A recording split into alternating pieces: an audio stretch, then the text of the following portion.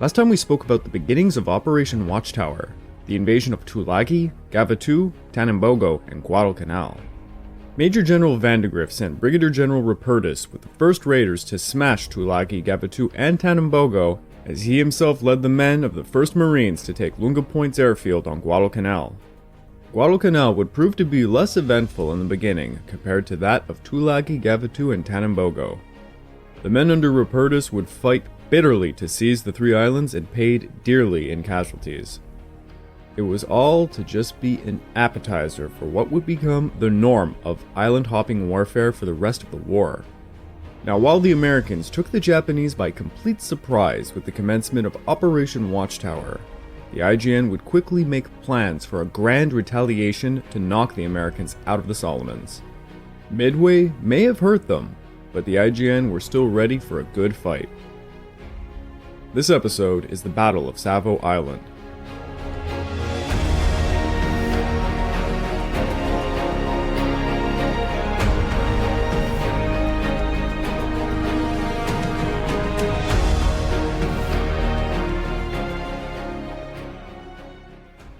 Welcome back to the Pacific War Podcast week by week, and I'm your dutiful host, Craig Watson. But before we can begin, I just want to remind you all that this podcast is only made possible through the efforts of Kings and Generals over at YouTube. Perhaps you want to learn a bit more about World War II? Kings and Generals has an assortment of episodes on World War II and much, much more, so go give them a look over at YouTube. So please, subscribe to Kings and Generals over at YouTube and continue to help us produce this content by checking out www.patreon.com/kingsandgenerals. And hey, if you're still hungry for some more content, why don't you check out our sister podcast over at the Age of Conquest, where you can listen to The Fall and Rise of China, narrated by me. Also, you can check out my personal channel, the Pacific War Channel, over at YouTube, where I've got episodes going as far back as the Opium Wars of the 1800s, all the way to the end of the Pacific War in 1945. Give it a look, it'll mean a lot to me. Today, the Battle of Midway is remembered typically as a turning point of the Pacific War, leaving the IJN significantly hurt. It is considered a turning point of the Pacific War as it was the Allies' first major naval victory against the IJN.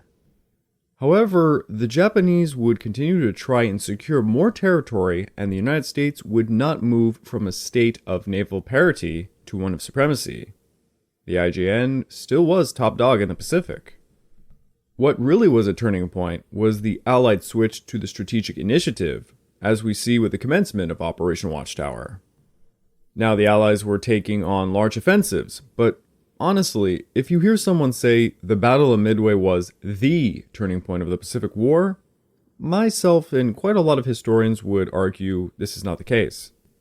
There are other turning points that would tip the scales, so to say, later on, such as the naval battle of Guadalcanal or Leyte Gulf. So, stating all of that, we go back in time just a bit to the fateful day the Americans surprised the hell out of the Japanese by commencing Operation Watchtower. Even before the panicked radio yelps from Tulagi went out to the IJN, Admiral Mikawa had decided audaciously to counterattack with his surface fleet units, despite the presence of American carriers. At 8:30 a.m., he signaled orders to assemble his flagship, Chokai, with 4 other heavy cruisers to prepare for a night attack upon the enemy ships at Guadalcanal. American radio intelligence intercepted this message, but did not decode it properly until August the 23rd, long after it would be of any use. Initially, Mikawa was not going to use light cruisers in his order of battle, seeing them as more of a liability than an asset because of their age and state of training. These were the older Tenru and Yubari. But the senior staff officer, Commander Tamio Shinohara, insisted on their participation, forcing Mikawa's agreement. While Mikawa waited for his forces to gather, he sent 4 submarines with haste to hit the Allied shipping at Guadalcanal, alongside reinforcements for Tulagi and Guadalcanal.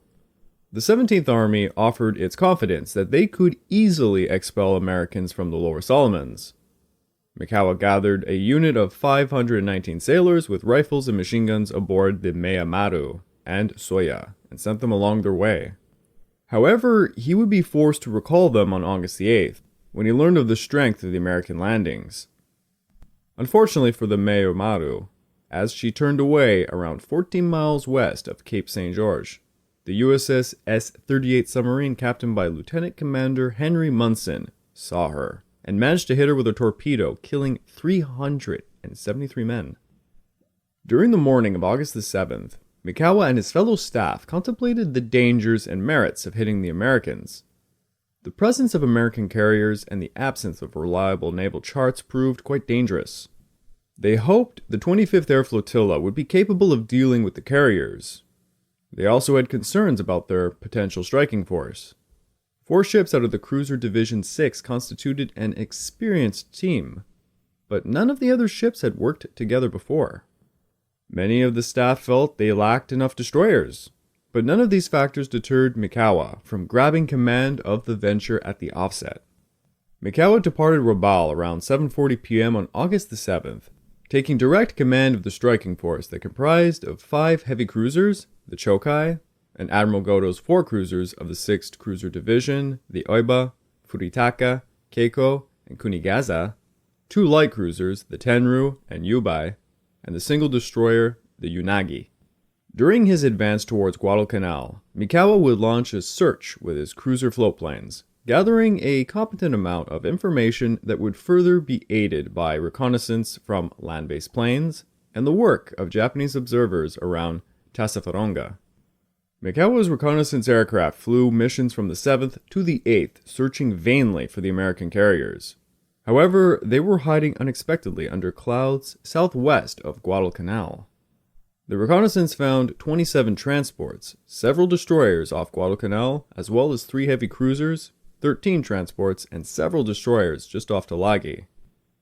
It was an excellent sign that the enemy had separated into 2 groups and it made them much more vulnerable. But still, not knowing where the American carriers loomed was a major issue. Mikawa would break radio silence to ask the 25th Air Flotilla if they had spotted the carriers, but he received no reply. This led Mikawa and his staff to estimate the enemy carriers must be within 100 miles of Guadalcanal, and that they posed no danger unless their striking force made its approach too early.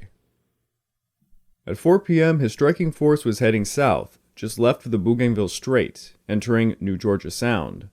Unbeknownst to the striking force, they were within range of 3 American carriers. At 4:42 p.m., Mikawa signaled his battle plan. The striking force would penetrate the passage just south of Savo and proceed to torpedo the enemy forces off Guadalcanal, then swoop over towards Tulagi to attack them with torpedoes and shelling before withdrawing north of Savo. The attack would begin at 1:30 a.m., so the striking force would be beyond a 120-mile radius from Savo, thus well away from retaliation by carrier planes before sunrise. In light of the confined waters and inexperience of some of his ships, Mikawa selected an elementary line-of-stern formation with 1,300 yards between the vessels so each ship could properly fire torpedoes and guns.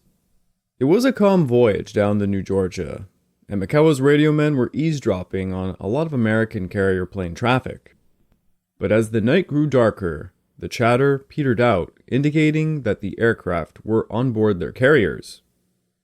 Sunset came at 6:15 p.m., and by 6:30, Mikawa sent a Nelsonian signal to his ships.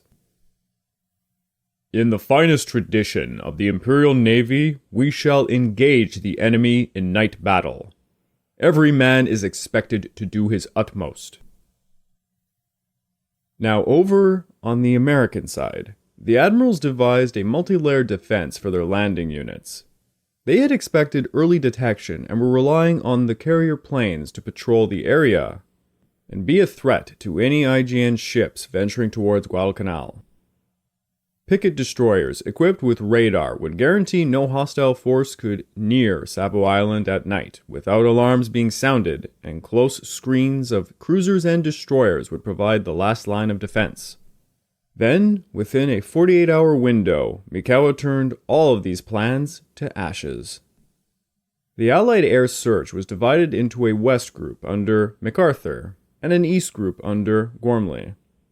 The RAAF Hudsons were flying out of Milne Bay on New Guinea southeast as the Navy sent PBYs north and northwest. Despite all the Allied efforts, Mikawa's striking force evaded them for the most part. But on the 7th, some B-17s raiding Rabaul caught sight of them just 25 miles north of Rabaul on a westerly course. Another B-17 would see them later on in the St. George's Channel on a southeastern course. Later that day, the S-38 reported some ships passing over her. All of these reports did not reach Rear Admiral Richmond Turner until 7 a.m. on August the 8th. Thus, Mikawa's force wiggled right through the holes in the Allied defense. Now remember, the carriers were going to leave after 3 days of landing operations. When the Japanese sent airstrikes against the landing operations, it made Admiral Fletcher even more jittery than usual, and he was quite jittery. Upon seeing the Japanese aircraft were using torpedoes, Admiral Fletcher proposed taking the carriers out on August the 8th. At 6:07 p.m., he sent word to Admiral Gormley and Turner stating this: "Fighter plane strength reduced from 99 to 78. In view of a large number of enemy torpedo planes and bombers in this area, I recommend the immediate withdrawal of my carriers. Request tankers be sent forward immediately as fuel running low." 30 minutes later, Fletcher took his Task Force 61 out of harm's way, just due southeast. Ever since this decision, Fletcher has met a ton of scorn for leaving earlier than planned. Unfortunately, as far as Gormley was concerned, the retirement of the carriers was due to fuel shortage, as the message gave an impression of. It would prove to be absolute bullshit later. Fletcher's carriers had enough fuel to operate for several more days. He was just trying to make an excuse. As darkness fell on August the 8th, Admiral Turner faced some rather tough decisions. After 2 days of bitter air attacks that took a transport and damaged some of his destroyers, he could only expect more on August the 9th. But now, he had lost his protective air cover. He was also receiving reports from Admiral Nimitz that Japanese submarines were trying to attack shipping off Tulagi, though these would prove to be false alarms. Turner that night was relying on some contact reports that told him there was the presence of 2 seaplane tenders in a Japanese task force approaching. This, as we all know, was wrong, and unfortunately, Turner believed them. Seaplane tenders were quite slow, so Turner gauged they would not reach Guadalcanal that night. Turner also concluded the Japanese were planning to set up a seaplane base at Recatta Bay, on Santa Isabel Island, to launch a torpedo attack against them. So he requested Admiral McCain to attack Recatta Bay at dawn. Turner called for a meeting aboard his flagship, including Vandegrift and the British Rear Admiral Victor Crutchley, who commanded a screening force of 8 cruisers, 15 destroyers, and 5 minesweepers. Now the British Admiral had divided his forces into 3 groups. Rear Admiral Norman Scott was leading the eastern force of light cruisers San Juan, Australian light cruiser Hobart, and the destroyers Buchanan and Monsin, sealing the eastern approaches between Florida and Guadalcanal. Captain Frederick Reichhoff's northern group of heavy cruisers Vincent, Quincy, and Astoria, and destroyers Helm and Wilson were guarding the northwestern entrance. Lastly, Admiral Crutchley himself had the southern group of Australian heavy cruisers Australia and Canberra, heavy cruiser Chicago, and the destroyers Bagley and Patterson guarding the southwestern approaches. In addition, Crutchley had positioned 2 destroyers, Blue and Ralph Talbot, to patrol the area west of the southern and northern groups. These 2 destroyers had SC radar mounts, and like all early radars, the equipment required a great deal of experience from their operators to achieve maximum performance. The SC radar was capable of ranges between 4 to 10 miles, but few officers could use it that well. Crutchley's deployment of the picket lines undermined their scope completely. When Turner heard of all of Crutchley's formation plans, well, he approved of it, because he himself was not very familiar with how radar technology worked. It would turn out, in the future, setting 4 ships instead of 2 destroyers for the radar picket line patrol would have been a much better choice. In the end, 2 transport groups and their respective screens were separated by about 15 to 20 miles. Turner split his flag officers amongst the 2 groups. He would remain with the Guadalcanal group and Admiral Scott with the Tulagi group. This left Crutchley with the screen. Mikawa's strike force off Savo enjoyed a moonless night with an overcast, perfect for sneaking. He was further bolstered by reports from the 25th Air Flotilla that they had sunk 3 cruisers, 2 destroyers, and 9 transports that day. Pure bullshit. But it boosted Mikawa's confidence and convinced him he possessed the upper hand. At 11:15 p.m., his ships catapulted 4 float planes to scout ahead, and they used flare illumination, spotting 3 Allied cruisers just south of Savo. Thus, at midnight, the Japanese took to their battle stations and increased speed to 26 knots. At 12:50, Chokai's lookouts spotted Blue, slowly moving 5 miles away. Blue was oblivious to the many guns directed at her. Then Chokai's lookouts spotted the Ralph Talbot. It was the first time, but would not be the last, that Japanese lookouts spotted Allied ships before their radar spotted them. As I've already mentioned once in this podcast, the Japanese put major efforts into night vision. Not actual night vision, but rather a specialized large binocular that gave the Japanese an advantage over the Allies for the first half of World War II. Basically, they had trained men who had the best eyesight at night to use extremely large binoculars that allowed them to see at night better than their counterparts. And until the Allies really got a good firm hold of how to use radar, the Japanese would have the upper hand. These huge brass and steel binoculars on many of their warships were often large enough to fit a human head inside, with lenses that absorbed 980 times more light than the human eye, offering a view of objects up to 20 miles away. Very impressive. Many of these were built by Nippon Gogaku, a supplier that would later become Nikon, the camera company we know today. On top of the excellent binoculars, the IJN trained specifically for night combat, both for tactics and with their equipment. Spotters were carefully selected for those who had the best night vision. Crews were drilled to use searchlights or flares dropped from spotter planes to illuminate targets, and then gun crews would time their salvos to mark the splashes and zero in on those targets. Destroyer and cruiser crews also trained in nighttime torpedo tactics, as we've already seen quite a few times.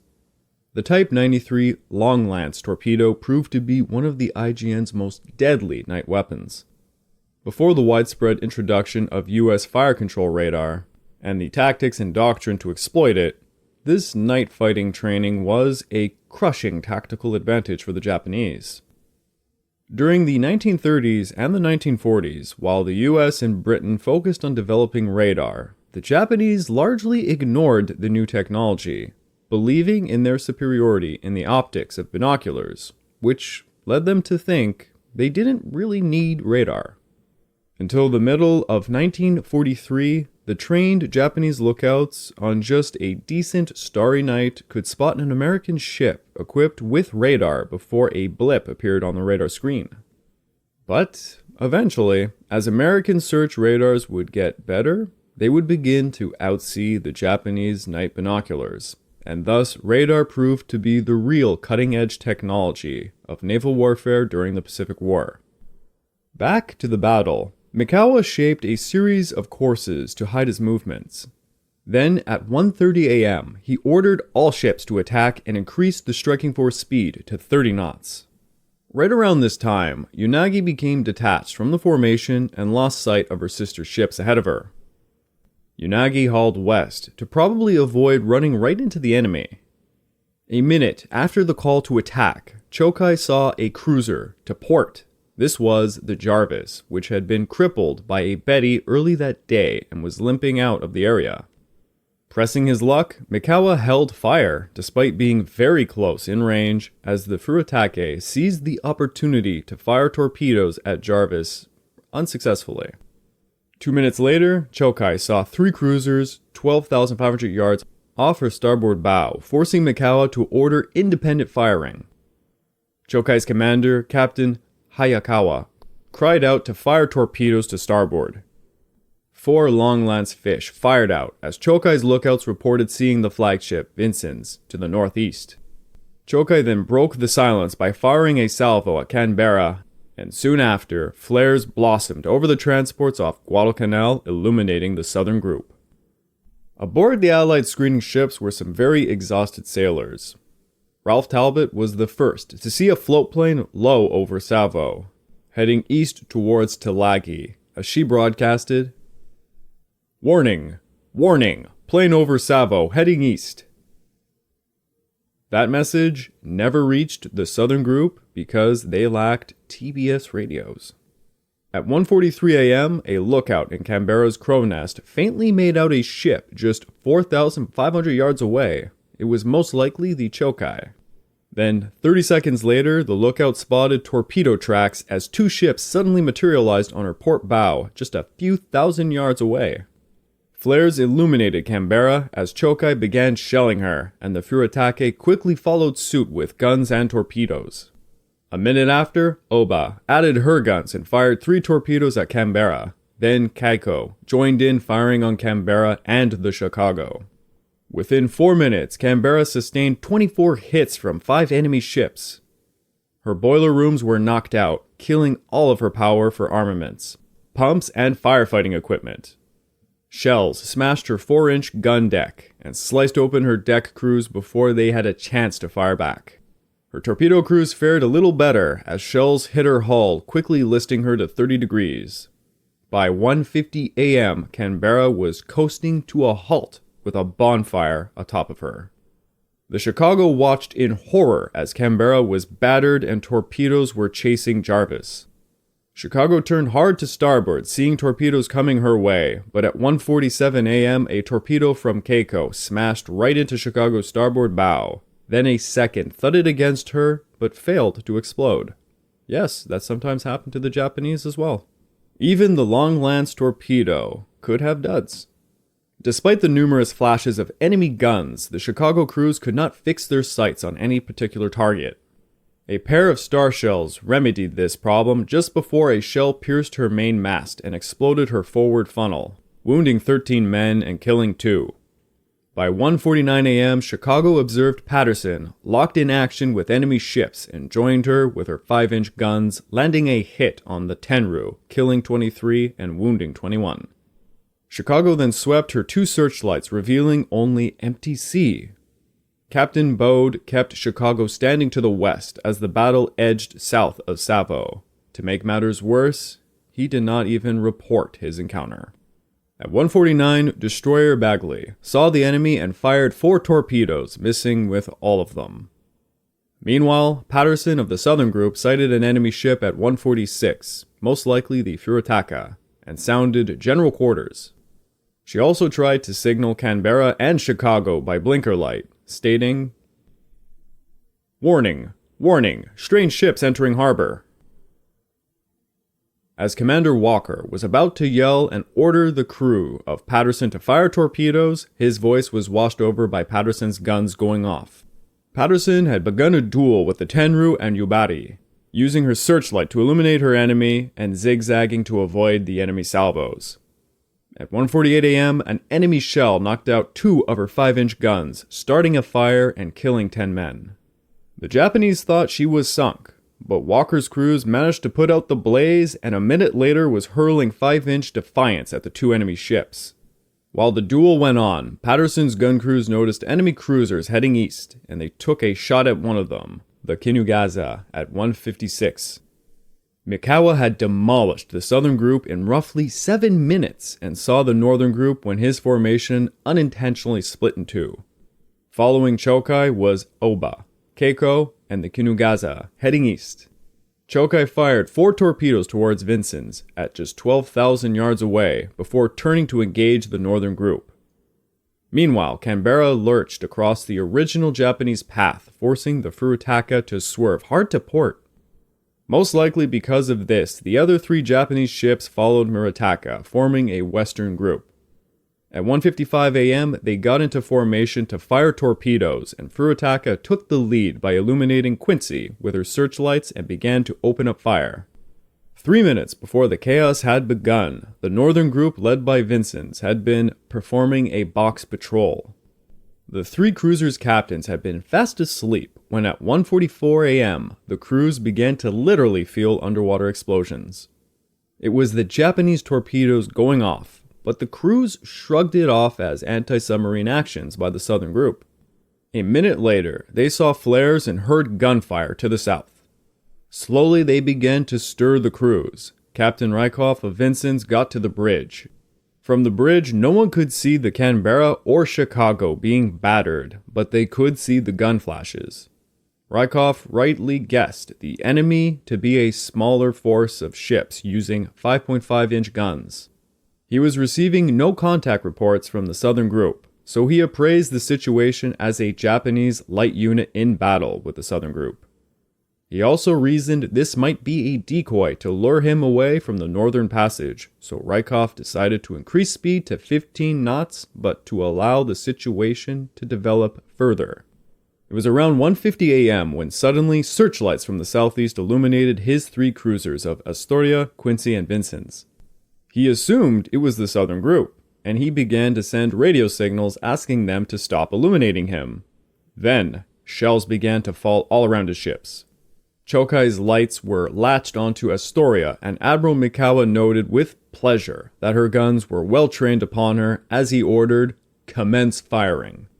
Just before 1:51 a.m., the Japanese flagship tossed her first salvo at Astoria, while Keiko rapidly fired upon Vincent's. Aoba was the third to open fire and managed to hit Quincy with her first 3 rounds. Keiko gunner crews could see fires gnawing aboard the Vincents. But after 1:55 a.m., Mikawa's once neat formation began to disintegrate. Chokai went 28 degrees and Admiral Goto aboard Aoba ignored the course change by the flagship, keeping himself on a northerly course. Chokai thus began to fall off to her starboard hand and steamed into some trouble. In the rear of the American formation, the Astoria had first assumed the enemy were friendly ships, accidentally firing upon them, and for 4 precious minutes withheld her own salvos. Then the crew realized the enemy, friend or not, was not going to stop firing upon them, so she began to unleash her salvos. This squandering earned Astoria a shell from Chokai that began a fire in her hangar and her boat deck, making her even more illuminated. Chokai began scoring multiple hits. Then at 2 a.m., Astoria began to take concentrated fire from all the Japanese ships. A cascade of hits severed her communications, fire room, disabled her guns, and ignited large parts of her midsection. By 2:11, Astoria's course bent 185 degrees, and 4 minutes later, her power flickered out and her bridge lost steering control. Astoria fired a salvo aiming for the Kinugaza, but the salvo went right over her and smashed into Chokai's foremast main battery turret, killing up to 15 men. Astoria then glided half ablaze. Of all the Northern Group ships, it was the Quincy who impressed the Japanese the most, but would also pay the most for it. When the Japanese searchlights had illuminated the Americans, Captain Moore of Quincy increased speed to 15 knots and began firing upon the searchlights immediately. Quincy was hit by many salvos on her fantail before 1:53 and shortly after on her bridge. One salvo had hit her 5-inch cartridge cases on gun number 4, killing many men. Then at 1:55 a.m., a shell smashed a float plane in the well deck, spraying gasoline everywhere, and soon the boat deck was ablaze. Furutaka and the Tenru began to crossfire Quincy at 2 a.m. Captain Moore realized he was being overtaken on both sides by columns of Japanese ships, and in order to avoid a collision with the Vincents, he gallantly took Quincy out of the American column, heading straight into the Eastern Group. He shouted to his crew, "We are going down between them! Give them hell!" To the Japanese, Quincy was ablaze, lurching out of formation as if to ram one of them and firing her forward guns. The Japanese admired her spirit as they concentrated fire upon her. At 2:04 a.m., 2 torpedoes slammed into Quincy from the Tenru. It slashed open her port side. Quincy staggered forward, firing a salvo at Keiko, but overshot it, and that salvo smashed into Chokai, killing and wounding 36 men, and turning the flagship's chart room to embers. Quincy took another hit to her bridge at 2:10 a.m., mortally wounding Captain Moore and killing most of his staff. One by one, the guns began to silence on Quincy, and by 2:16 a.m., she was hit by a torpedo from the Aoba, striking her starboard side. The Eastern Group ceased firing upon her as she was obviously sinking. Aboard Quincy, Lieutenant Commander John D. Andrew went down to the bridge to assess the situation, and this is what he reported. "When I reached the bridge level, I found it in shambles of dead bodies with only 3 or 4 people still standing.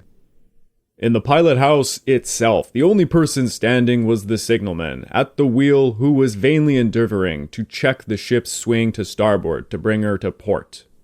On questioning him, I found out that the captain, who at the time was laying near the wheel, had instructed him to beach the ship, and he was trying to head for Savo Island, distant some 4 miles on the port quarter.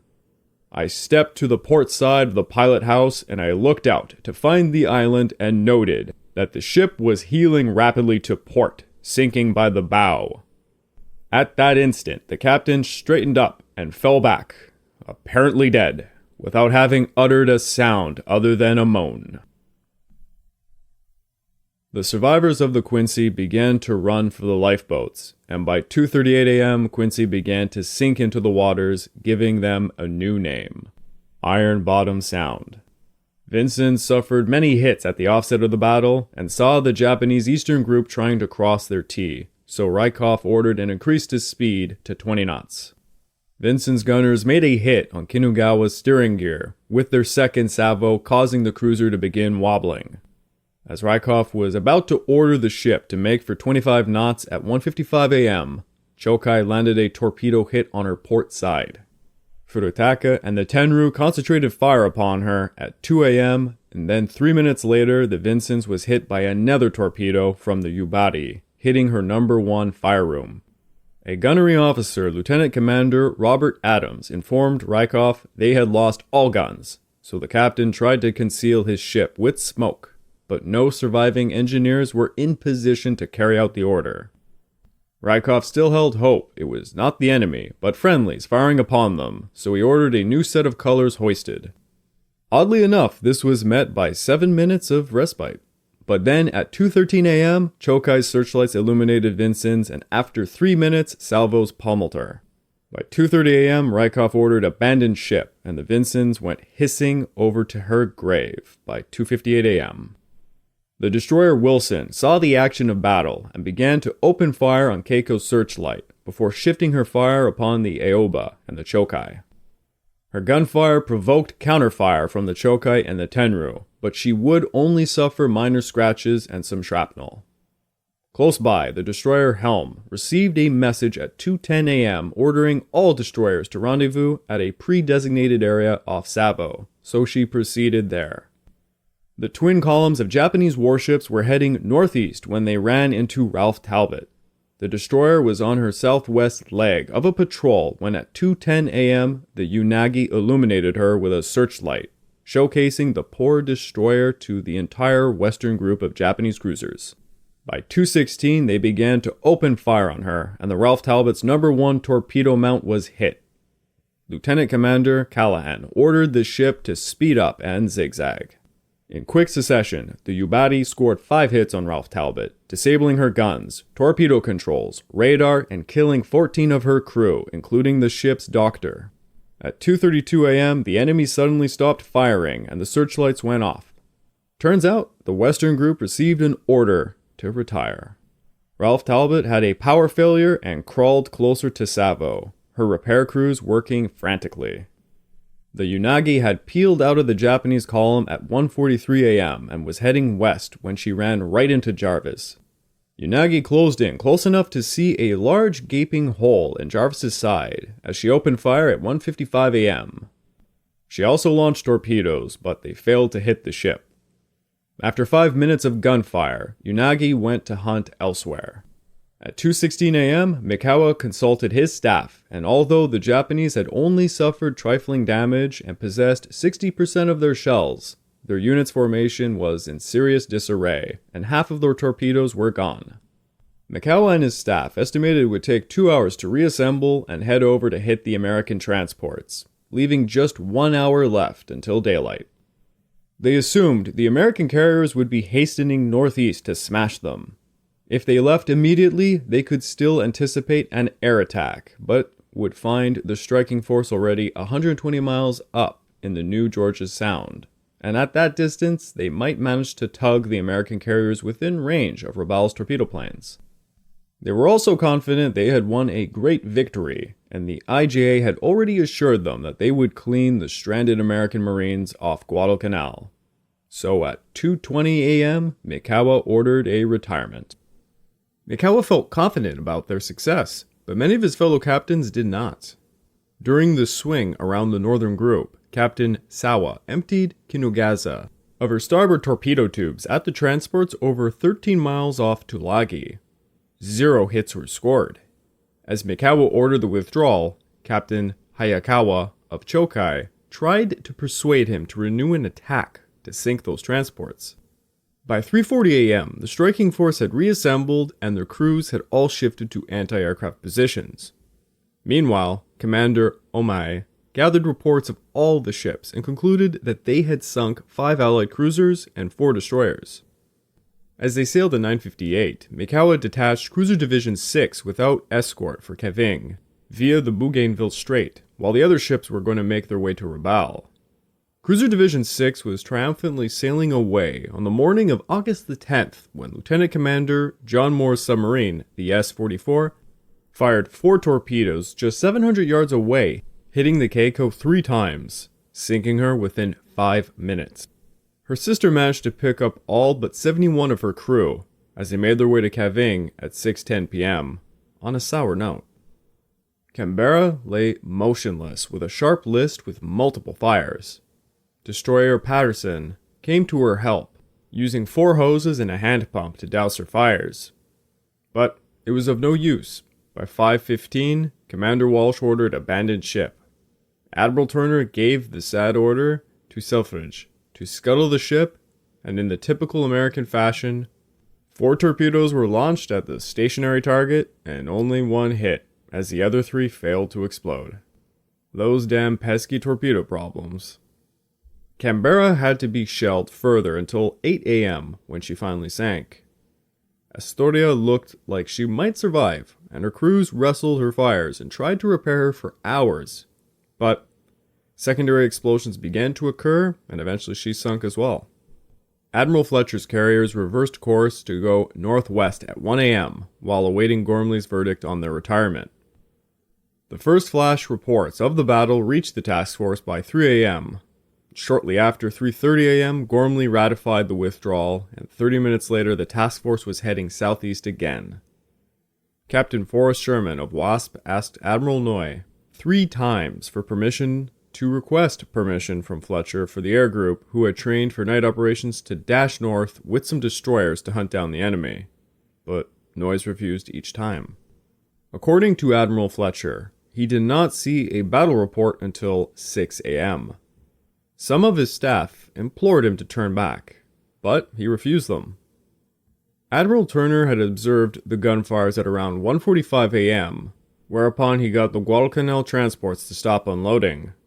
Without any word from General Vandegrift on the state of the unloading, Turner faced a crucial decision. He was very aware the cargo was far from unloaded.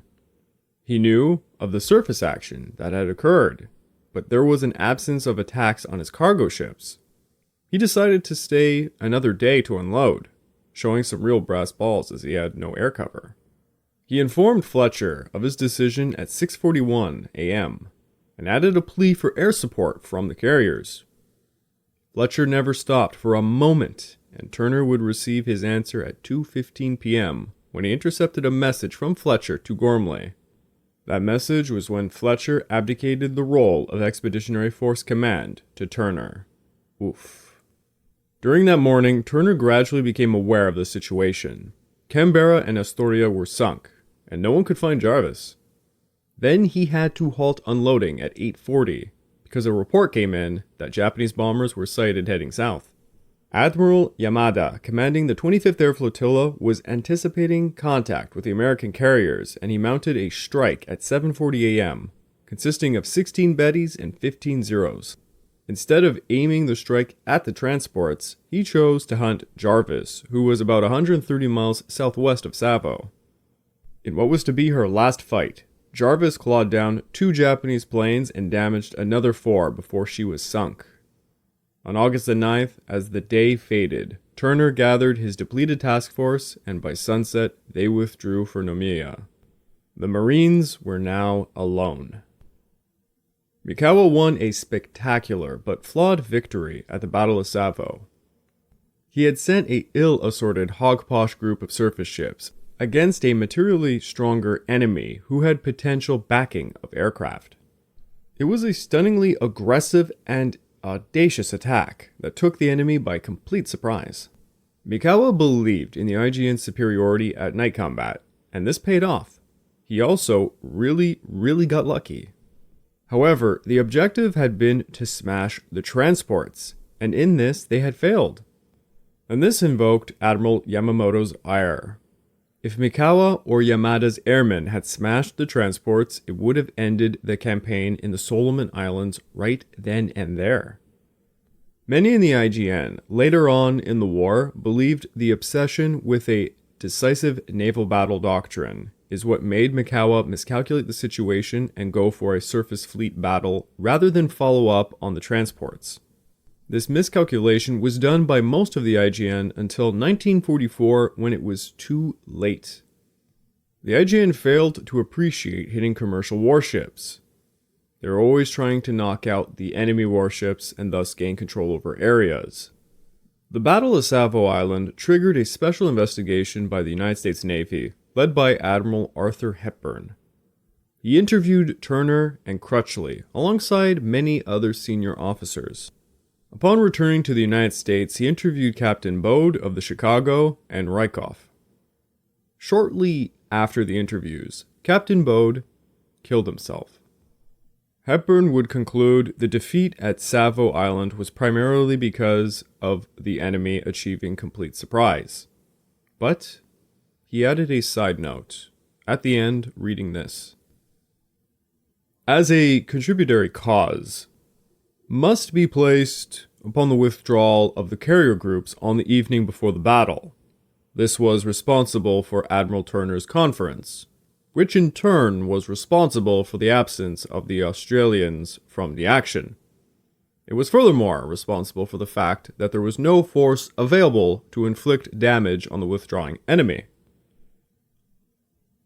Later on in life, Admiral Turner had a reflection on the battle, and he said this. The Navy was still obsessed with a strong feeling of technical and mental superiority over the enemy. In spite of ample evidence as to the enemy capabilities, most of our officers and men despised the enemy and felt themselves sure victors in all encounters under any circumstances. The net result of all of this was a fatal lethargy of mind, which induced a confidence without readiness and a routine acceptance of outworn peacetime standards of conduct. I believe that this psychological factor, as a cause of our defeat, was even more important than the element of surprise. The battle for Savo Island is over, but our friends down under are about to see some intense action back on the Kokoda track. 2 weeks ago, we covered the rapid Japanese advance towards Kokoda, where they ultimately defeated the Marabra force, forcing the Allied defenders to retreat back to Deniki. On August the 4th, a new commanding officer arrived at Deniki. Major Alan Cameron, a veteran of the fighting on New Britain following the fall of Naval and at Salamaua when the enemy hit there in March. Cameron was promised reinforcements contingent on him driving the Japanese out of Kokoda, so that an airstrip could be used to fly the men in. He held a reputation as a very capable officer and began planning his offensive immediately. Between 6:30 and 8 a.m. on August the 8th, 3 companies set out from Daniki, each with their own mission.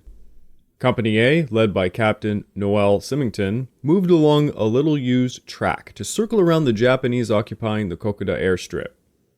If successful, they were to hold out until other companies arrived to reinforce them.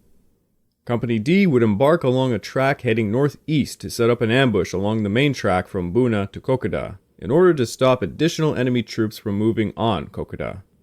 Company C would go along the track leading directly from Daniki to Kokoda for a frontal assault. Captain Symington's group arrived to the airfield finding a small number of Japanese soldiers who turned out to all be engineers. They promptly fled when the Australians opened fire, allowing Symington to station his 100 men in the best defensive positions possible, expecting a concentrated enemy counterattack to come soon after. Company D, led by Captain M.L. Bidstrup, set up its ambush, which was at first successful. Soon, however, Company D found itself under heavy enemy fire from both directions on the track. Their fighting lasted day into night when Bidstrup realized he could not reach Kokoda and that his company was going to be encircled. They were greatly outnumbered. He was forced to pull back towards Daniki, and it would take 2 days to do so, pursued by some screaming Japanese the entire way. Company C was caught by surprise by the IJA 2nd Company of the 144th Regiment. Amongst the first killed was their company commander, Captain A.C. Dean.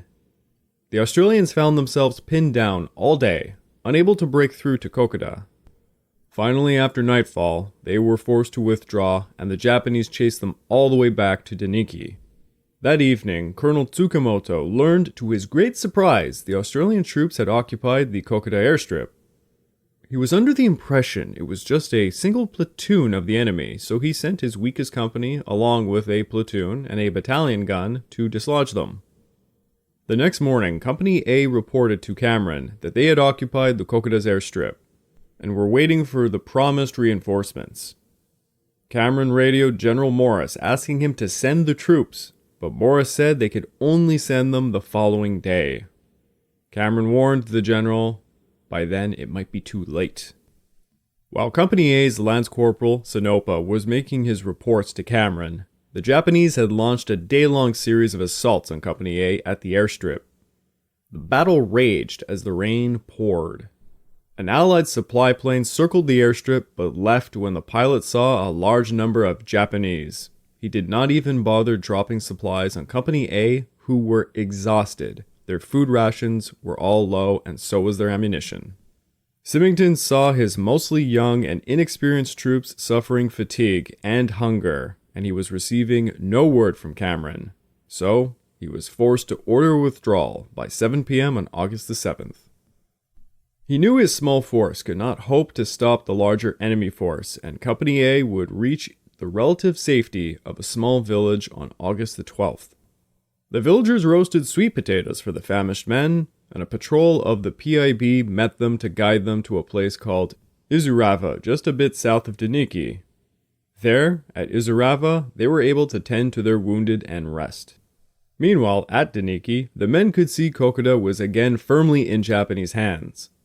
On August the 12th, Company A circled around them, witnessing a large number of heavily armed Japanese moving off the tracks heading for Daniki. The enemy force was about evenly matched for Cameron's 450 Australian and Papuan defenders.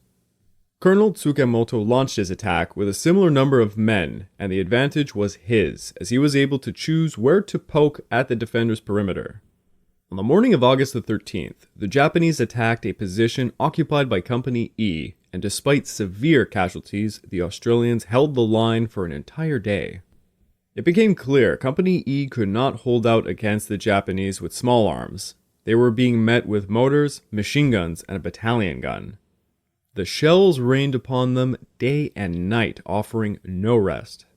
On August the 14th, Tsukamoto began a heavy bombardment from his big gun, and the motors prompting Cameron to see futility in his position, so he was forced to order a withdrawal to Izurapa.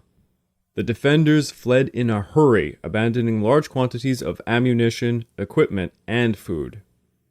Back on August the 13th, a Japanese convoy arrived at Buna, unloading 3,000 members of a naval construction unit alongside vehicles, supplies, and construction equipment. They began to make their way up the Kokoda track. The counterattack by Colonel Tsukamoto weighed heavily on the mind of the Allied Commander-in-Chief, General Douglas MacArthur. What disturbed him was the lack of aggressive air campaigns against enemy convoys steaming from Rabaul to the east coast of New Guinea. MacArthur was pissed off with the Air Force Chief, General George Brett. MacArthur had raised concerns that convoys were en route for Buna, but Brett had suspended air operations back on July the 18th and 19th, and thus the troops had landed on the 13th unhindered. Brett's explanation was that his crews were simply too exhausted and suffering from low morale. By the time his reconnaissance planes had even seen the convoy, they were already unloading their cargo, and several bombing runs proved fruitless. There was a very apparent amount of bad blood between MacArthur and Brett, to everyone around them. Lieutenant Colonel Samuel Anderson, a survey officer for the Air Force, returned to Washington, where General Marshall asked him if he thought Brett should be relieved.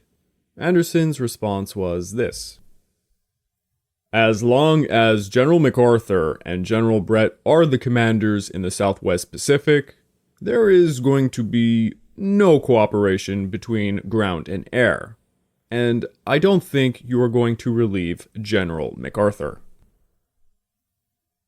Washington began to believe Brett was simply not aggressive enough. Marshal and Lieutenant General Henry Hap Arnold offered MacArthur several possible replacements for Brett, and MacArthur made it clear he wanted someone with actual combat experience.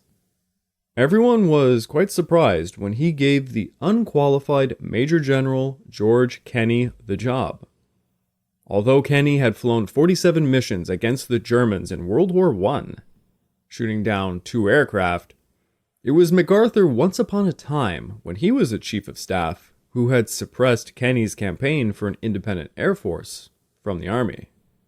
The 53-year-old Major General arrived to MacArthur's HQ by July the 30th. The 5'5" man was on the bulky side. He had closely cropped graying hair and blue eyes.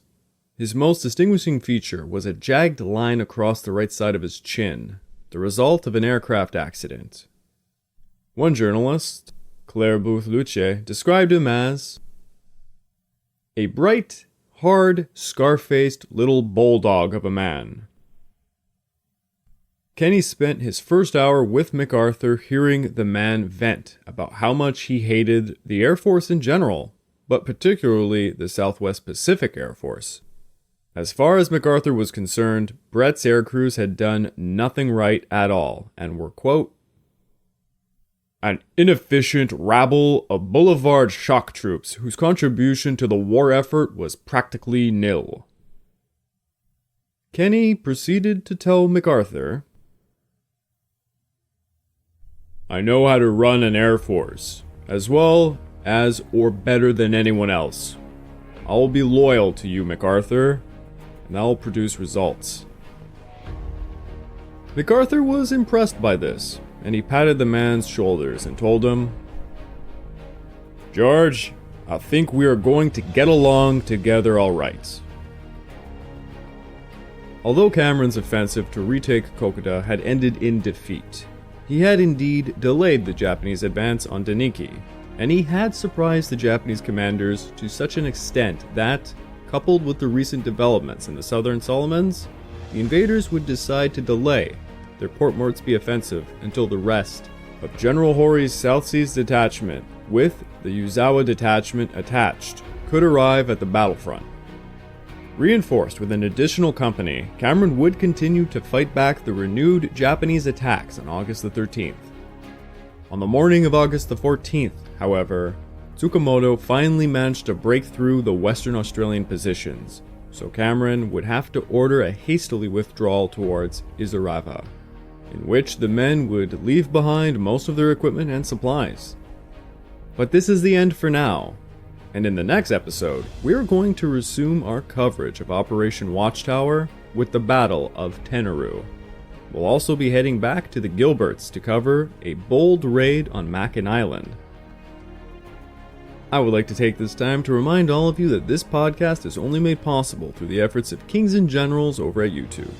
So please subscribe to Kings and Generals over at YouTube and continue to help us produce this content by checking out www.patreon.com/kingsandgenerals.